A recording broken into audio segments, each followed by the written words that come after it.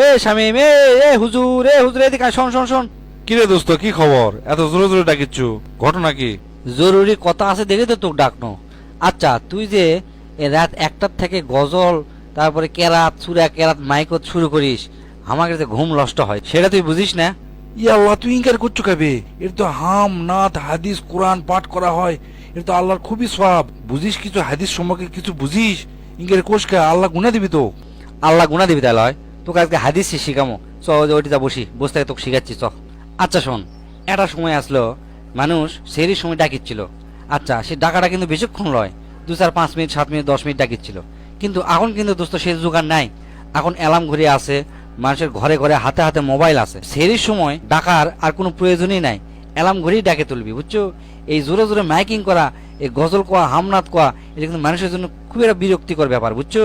এই রাত একটার পর থেকে 3টা পর্যন্ত তুই যে মাইকত জোরে জোরে হামনাত কোস, এই সময়টা হচ্ছে যে তোর হচ্ছে তাহাজ্জুদ নামাজের সময়, দোয়া কবুলের সময়। এই সময় তুই জোরে জোরে মাইকত চিল্লাস, মানুষের তাহাজ্জুদ ইবাদত করা হচ্ছে যে ব্যাঘাত সৃষ্টি ঘটে। খালি তাই লয়, গর্ভবতী নারী আছে, অসুস্থ শিশু আছে, বৃদ্ধ মানুষ আছে, তারপর অন্য ধর্মের মানুষ আছে, ঘুমের ব্যাঘাত সৃষ্টি করে এই মাইকত আওয়াজ জোরে জোরে কথা ককে ঠিক তুই কলে।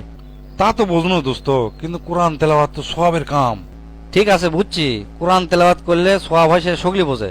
তাই বলে তুই মানুষের ঘুম নষ্ট করে, মানুষের কষ্ট দিয়ে তুই জোরে জোরে মাইকত কোরআন তেলাওয়াত করবো, এটা তো হযরত মুহাম্মদ সাল্লাল্লাহু আলাইহি ওয়াসাল্লাম নিজেই কছে রে, যে মানুষের কষ্ট দিয়ে উচ্চ স্বরে কিছু কোয়া যাবে না, হামনাত কোরআন শরীফ পড়া যাবে না। এটা তো হযরত মুহাম্মদ সাল্লাল্লাহু আলাইহি ওয়াসাল্লাম নিজেই বলছে।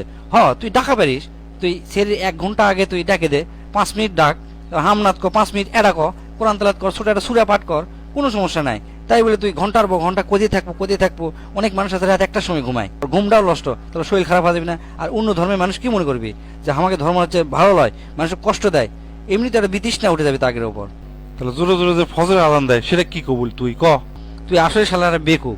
কে রে, 2 ঘন্টা 3 ঘন্টা ধরে চিল্লি, আর হচ্ছে যে তোর ফজরের আজান কি এক? আর ফজরের আজান কি 3টার সময় 2টার সময় কয়? ফজরের সময় ভোরবেলা দেয় আজান, আর সে আজান কতক্ষণ হয় রে? 3 থেকে 4 মিনিট। মানুষকে ডাকার জন্য তোলে, আর সকালবেলা তো অনেক লোক ওঠেই তখন। শোন, ইসলাম হচ্ছে শান্তির ধর্ম, বুঝছো?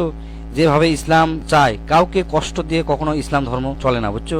ইসলাম ধর্ম হচ্ছে সহজ সরল সাবলীল, সবসময় তুই মনে থাকবো। শোন, এরপর তোকে একটা সুন্দর একটা হাদিস শোনাই, সুননে আবু দাউদ, হাদিস নাম্বার 1332।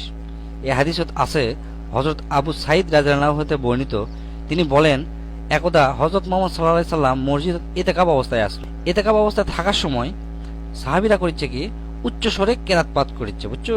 তখন পর্দার ভিতর হযরত মুহাম্মদ সাল্লাল্লাহু আলাইহি ওয়াসাল্লাম আছে, পর্দা তুলে সকলি করছে, তোমরা জেনে রাখো, তোমরা প্রত্যেকে তোমরা আল্লাহর সাথে গোপনে আলাপে আসো, অতএব তোমরা উচ্চস্বরে কিরাত পাঠ করে একে অপরকে কষ্ট দিও না, এবং তোমরা একে অন্যের চেয়ে উচ্চস্বরে কিরাত পাঠ করো না, বুঝছো? পরিষ্কার হাদিস। তুই ঠিকই করছো রে, আমি তো ইনকা করে কখনো ভাবিনি। জোরে জোরে মাইকত হামনাথ পাঠ করলে আসলে মানুষের খুব কষ্ট হয়।